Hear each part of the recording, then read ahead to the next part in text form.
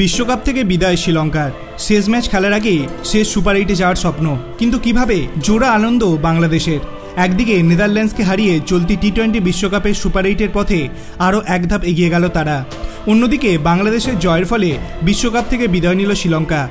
গত কয়েক বছরে ক্রিকেট মাঠে শ্রীলঙ্কা ও বাংলাদেশের লড়াইয়ের ঘটনা কম হয়নি। সেই বাংলাদেশের হাতেই শেষ হয়ে গেল শ্রীলঙ্কার স্বপ্ন। গ্রুপ ডিতে 3 ম্যাচ খেলে 3টেতেই জিতে সুপার 8-এ উঠেছে দক্ষিণ আফ্রিকা। দ্বিতীয় স্থানে রয়েছে বাংলাদেশ, 3 ম্যাচের মধ্যে 2টিতে জিতে 4 পয়েন্ট তাদের। তৃতীয় স্থানে নেদারল্যান্ডস, 3 ম্যাচে 1টি জিতেছে তারা, তাদের পয়েন্ট 2। 4 নম্বরে রয়েছে নেপাল, 2টি ম্যাচের মধ্যে 1টিতে হেরেছে ও 1টি ম্যাচ ভেস্তে গিয়েছে, ফলে তাদের পয়েন্ট 1। 3 ম্যাচে শ্রীলঙ্কার পয়েন্ট 1, তারা 2 ম্যাচ হেরেছে ও 1টি ভেস্তে গিয়েছে। সবার শেষে রয়েছে তারা। শ্রীলঙ্কার 1টি খেলা বাকি, নেদারল্যান্ডসের বিরুদ্ধে সেই ম্যাচ জিতলে তাদের সর্বোচ্চ পয়েন্ট হবে 3। ইতিমধ্যেই বাংলাদেশের পয়েন্ট 4, অর্থাৎ বাংলাদেশ শেষ ম্যাচ হারলেও শ্রীলঙ্কার পক্ষে সুপার 8-এ যাওয়া সম্ভব নয়। অর্থাৎ শেষ ম্যাচ খেলার আগে বিশ্বকাপ থেকে বিদায় হয়ে গেল তাদের।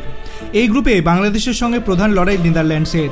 বাংলাদেশ যদি তাদের শেষ ম্যাচে নেপালকে হারাতে পারে তাহলেই সুপার 8-এ উঠে যাবে তারা, আর যদি তারা নেপালের কাছে হারে সেক্ষেত্রে সুযোগ থাকবে নেদারল্যান্ডসের।